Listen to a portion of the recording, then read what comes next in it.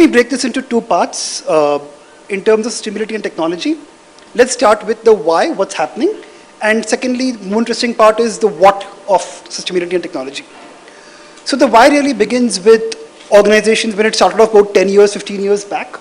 It was largely multinationals, global companies like Carelon, like VMware and others, who were leading the forefront of these changes. They were doing it globally, they wanted it in India.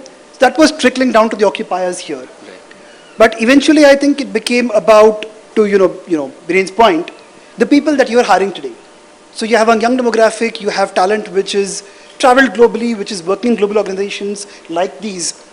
And for example, a very simple example, if you have a candidate and who is part of a discussion, they probably wouldn't accept a bottled water in plastic.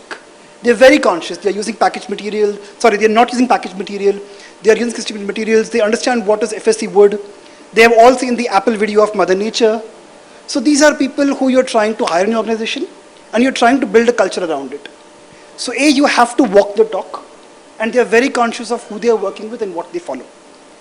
The second part of the more interesting part of the what that's happening, A, of course, there's predictive analytics, there's AI, there's tech that's being used in every facet, from leasing, from design, from projects to operations. One example from our experience, when return to office gradually started happening, beginning of this year, a lot of work around how many people will actually turn up. So how much food should you have in your stores? Right. So a lot of predictive analytics would have really helped us save a lot of wastage and implement things a lot more efficiently. So I think that's something which we have seen as use cases, and the more interesting part is, in our business in GCCs, a lot of work that's happening in India is being replicated back in the US.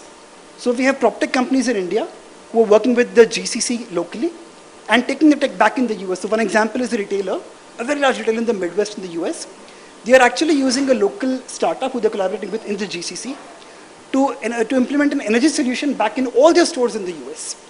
So I think a big example of Make in India and how this is actually being knowledge transferred back to the US.